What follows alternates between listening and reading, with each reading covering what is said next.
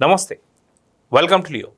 మనతో ఉన్నారు senior journalist Kanakadurga Vadlamani గారు. మేడం నమస్తే. నమస్తే అండి. మేడం, ఏదైనా ఒక పొలిటికల్ పార్టీ అంటే ఒక సిద్ధాంతం ఉండాలి, కొన్ని రూల్స్ అండ్ రెగ్యులేషన్స్ ఉండాలి, లేదా కనీసం ఒక స్టాండ్, అంటే వాళ్ళు తీసుకున్నటువంటి ఒక మాటకి ఒక నిలబడాలి. కానీ వైఎస్ జగన్మోహన్ రెడ్డి కావచ్చు, వైసీపీ పార్టీ కావచ్చు, ఎప్పుడు కూడా ఒక మాట మీద నించున్నటువంటి ఒక దాఖలాలు ఎక్కడా లేవు. గతంలో 3 రాజధానులు అన్నారు, మళ్ళీ సజ్జలు వచ్చేసి లేదు లేదు అమరావతి కన్నా గొప్ప రాజధాని ఇంకోటి ఏముంటుందని చెప్పేసి అన్నారు. అలా ఎన్నో రకాలైనటువంటి యొక్క మాటలు ఇవన్నీ కూడా మనం చూస్తూ వస్తున్నాం.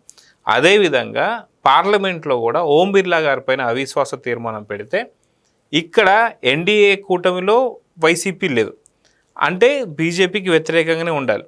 రాష్ట్రంలో బీజేపీకి వ్యతిరేకంగా ఉంటూ కేంద్రంలో అక్కడ ఓం బిర్లా గారికి సపోర్ట్ చేస్తూ లేదు చాలా మంచి ఆయన అని చెప్పి మాట్లాడడాన్ని, అంటే ఈ రెండు భిన్న ధృవాలని ఎలా చూడాలంటారు? మీరు ఏదో సిద్ధాంతాలు అన్నది ఏంటో పొరపాటున. వైసీపీకి అలాంటివి మీరు ఎక్స్పెక్ట్ చేయకూడదు. సిద్ధాంతాలంటే పెద్ద పెద్ద పార్టీలు లైక్ తెలుగుదేశం, లేదంటే కాంగ్రెస్, అంటే అది కూడా ఓల్డెస్ట్ పార్టీ. ఇటీవల కాలంలో జనసేన, ఇట్లా కొన్ని పార్టీలు చెప్పాలి మీరు. డిఎంకే అంటే సిద్ధాంతపరమైన పార్టీలు ఇవన్నీ. రాద్ధాంతం చేయడానికి ఉంటాయి కొన్ని పార్టీలు, అందులో వైసీపీ నెంబర్ 1.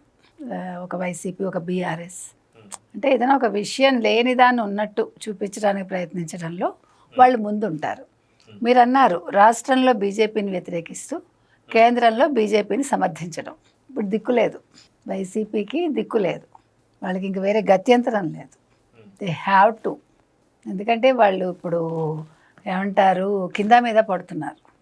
ఎవరు? జగన్మోహన్ రెడ్డి. కేసులు ఒక కొలిక్కి వచ్చేస్తున్నాయి, ఎవరెవరో పట్టుబడిపోతున్నారు. అంటే ఊహించిన వాళ్ళందరూ. మీరు ఎక్కడో గిడ్డంగి దగ్గర పెట్టినట్టుగా ఒక డబ్బుల గిడ్డంగి దగ్గర పెట్టిన వ్యక్తి కూడా దొరికిపోయాడు. మరి ఏం చేస్తారు ఇప్పుడు? మంతనాలు సాగిస్తున్నారు. యలహంకలో కూర్చుని ఫోన్లు మాట్లాడాడు ఆయన, ఎవరెవరినో పంపిస్తున్నాడు, రహస్య సమాలోచనలు చేశాడు, ఎక్కడ వర్కౌట్ అవుతున్నట్టుగా లేదు. సో ఆ నేపథ్యంలో ఇది కూడా సరే ఇలా కూడా చేసి చూద్దాం, ఓ రాయి వేద్దామని వేశారు. ఇక్కడ ఇష్టమా ఇష్టమా, ఇదే గురుమూర్తి నేను ఎక్కడికి వెళ్ళాడు? కోర్టుకు వెళ్ళాడు కదా. దేనికి వెళ్ళాడు సిగ్గు లేకుండా? ఆంధ్రప్రదేశ్లో గూగుల్ ఏఐ డేటా సెంటర్ని వ్యతిరేకిస్తూ, వాళ్ళకి భూములు ఇవ్వడాన్ని వ్యతిరేకిస్తూ కోర్టుకు వెళ్ళి మొట్టికాయలు తినొచ్చాడు. ఇదే గురుమూర్తి ఇవాళ మీరు అన్నట్టుగా ఎన్డీఏకి సపోర్ట్ చేశాడు. అంటే సిగ్గులేనితనమేగా. ఇప్పుడు ఎన్డీఏలో ఉన్న తెలుగుదేశం చేస్తున్న ఒక పనిని వ్యతిరేకించిన వాడు బీజేపీని ఎలా సమర్థిస్తాడు? బీజేపీ కూడా కూటమిలో భాగమేగా. అంటే రాష్ట్రం అభివృద్ధి చెందకూడదు, మీరు వ్యక్తిగతంగా కేసుల్లోంచి బయటపడిపోవాలి. ఇవన్నీ ద్వంద్వనీతి కదండి. సో నేను అనేది ఏంటంటే, ఇవాళ జగన్మోహన్ రెడ్డి ఎక్కడ ఏ సందు దొరుకుతుందా దూరిపోదామా, ఎట్లా వీటి నుంచి బయటపడాలి.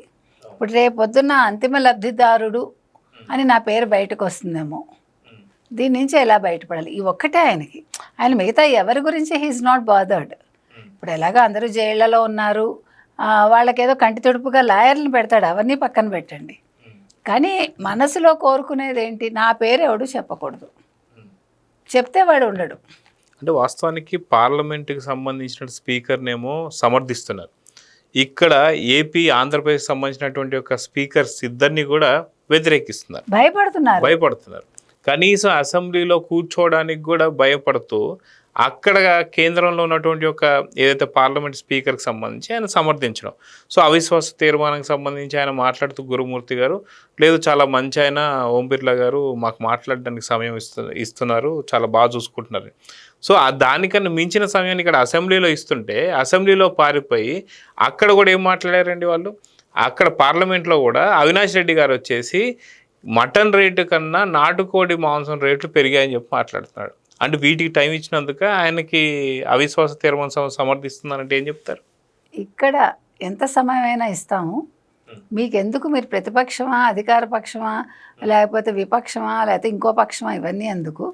ఫస్ట్ మీరు రండి, మీకు ఇచ్చిన సీట్లో కూర్చోండి, మీరు మొదట అసలు ఏ సమస్య అనేది చెప్పండి, అప్పుడు ఎంత సమయం అనేది మేము ఆలోచిస్తామని స్పీకర్ చెప్పారు, డిప్యూటీ స్పీకర్ చెప్పారు, ఈవెన్ చంద్రబాబు నాయుడు గారు చెప్పారు, ఈవెన్ ఎవరు మన పవన్ కళ్యాణ్ చెప్పారు, లోకేష్ కూడా చెప్పారు. కానీ ఆయనకు భయం రావడానికి జగన్మోహన్ రెడ్డి ఫేస్ చేయలేరు. ఇప్పుడు మీరు మాట్లాడగలిగితే కదండి ధైర్యంగా మీరు ఫేస్ చేస్తారు. మీరు గట్టిగా 4 మాటలు అడిగితే ఆయన ఏమవుతాడు, బెదిరిపోతాడు పాపం బిడ్డ కదా. అందుకని ఆయన రారు. మీకు అక్కడ ఆయన కాదు కదా వెళ్ళింది, గురుమూర్తి కదా వెళ్ళాడు. ప్లస్ మీరు అన్నట్టుగా అవినాష్ రెడ్డి వెళ్ళి చికెన్ రేట్ కంటే నాటుకోడి తక్కువ ఎక్కువ ఏదో మాట్లాడాడు. మటన్ రేట్ల కన్నా నాటుకోడి రేట్లు ఎక్కువ అయ్యాయి. అదే నాకు అవి తిన్న కాబట్టి నాకు తెలియదు. సో నేను అంటున్నది అది. ఇలా ఈ రేట్ల గురించి బుద్ధి ఉందండి. ఆంధ్రప్రదేశ్ని రిప్రజెంట్ చేస్తూ నువ్వు కేంద్రంలో లోక్సభలో నువ్వు మాట్లాడాల్సిన మాటలు ఇవా? మా రాష్ట్రానికి ఇన్ని పెట్టుబడులు వచ్చాయి, ఇన్ని కంపెనీలు వచ్చాయి, గూగుల్ డేటా AI సెంటర్ రాబోతోంది, it's a pride for AP entire India అని చెప్పాల్సింది పోయి అమరావతిని మీరు సహాయం చేస్తామన్నారు, అమరావతి రాజధానిగా రాబోతోంది, పోలవరం కడుతున్నారు, మా హయాంలో మేము చేయలేకపోయినా ఇది మా ఆంధ్రప్రదేశ్కి సంబంధించింది, మేమందరం ఆంధ్ర వాళ్ళం అని చెప్పాలి కదా. చెప్పాక నీకు ఏదైనా ఇవి కాదు అవి కావాలి అంటే చెప్పచ్చు. అప్పుడు నీ మీద గౌరవం ఉంటుంది. అవన్నీ వదిలేసి రాష్ట్రం ఎందుకురా బాగుపడుతోందని ఏడుస్తూ, అంటే తినటానికి మాత్రం పుట్టింది ఈ వైసీపీ, లేకపోతే వైసీపీలో కొంతమంది. అందుకని పాపం మటన్ రేటు కంటే నాటుకోడి రేటు పెరిగిపోయింది. అయితే ఏం చేయాలి కేంద్రం? నాటుకోళ్ళు ఫ్రీగా సప్లై చేయాలా కడప జిల్లాకి, లేకపోతే పులివెందులకు పంపించాలా, లేకపోతే జగన్మోహన్ రెడ్డి ప్యాలెస్కి పంపించాలా? నాకు అర్థం కాల. సిగ్గుతో చచ్చిపోవాలండి మనందరం. చచ్చిపోయాం ఆల్రెడీ ఆ రోజు. వాళ్ళకి ఎలాగ సిగ్గు అలాంటి పదాలు వాళ్ళ డిక్షనరీలో ఉండవు కాబట్టి బతికి బట్ట కడుతున్నారు. కాబట్టి ఇవాళ అసలు ఓం బిర్లా విషయంలో మాట్లాడడానికి మీరెవరు? అసలు మీకేం హక్కు ఉంది? మీరు ఓం బిర్లాని సమర్థించినా మీ జగన్మోహన్ రెడ్డి కేసుల్లోంచి బయటపడ్డు, మీరు ఓం బిర్లాని సమర్థించకపోయినా కేసుల్లోంచి బయటపడ్డు. మీరు ఎంత వాళ్ళని రాసుకుని పూసుకుని తిరగాలనుకున్నా వాళ్ళు ఎప్పుడో మిమ్మల్ని విదిలించుకున్నారు. మీరు జలగల్లా పట్టుకోవాలని చూస్తున్నారు. జలగల్లా పట్టుకుంటే ఎవడైనా ఊరుకుంటాడా రక్తం పీల్చేస్తూ ఉంటే? విదిలించి కొడతారుగా. కాస్త నిప్పు పెడితే జలగ వదిలేస్తుంది, తెలుసు కదా మీకు. అందుకని వాళ్ళు ఇప్పుడు అరెస్ట్ అని నిప్పు పెట్టారనుకోండి, ఏం చేస్తారు? గిలగలా కొట్టుకుంటారు. అందుకని పనికిమాలిన పనులు చేయకండి వైసీపీ వాళ్ళు, ముఖ్యంగా జగన్మోహన్ రెడ్డి అండ్ గురుమూర్తి గారు. మీ పరువు నిలుపుకోవడంతో పాటు ఆంధ్రప్రదేశ్ పరువును నిలబెట్టండి. మీలాంటి వాళ్ళ వల్ల సిగ్గుతో చచ్చిపోతున్నాం మేము మీరు చేసే పనులకి. కాబట్టి దయచేసి ఇంక మీదట ఇలా దిగజారకండి అని మనం గురుమూర్తి గారికి అండ్ దెన్ జగన్మోహన్ రెడ్డి గారికి అండ్ దెన్ వైసీపీకి చెప్తున్నాం. సో చూద్దామని ఖచ్చితంగా మీరు అన్నట్టుగా ఏపీ పరువును మాత్రం పూర్తిగా తీసేస్తున్నారు. అది ఏ స్థాయిలో అంటే రాష్ట్ర స్థాయిలో కాదు, నేషనల్ స్థాయిలో కాదు, ఇంటర్నేషనల్ స్థాయిలో కూడా తీసేస్తున్నారు వైసీపీ. సో చూద్దాం జరగబోతుంది. నమస్తే.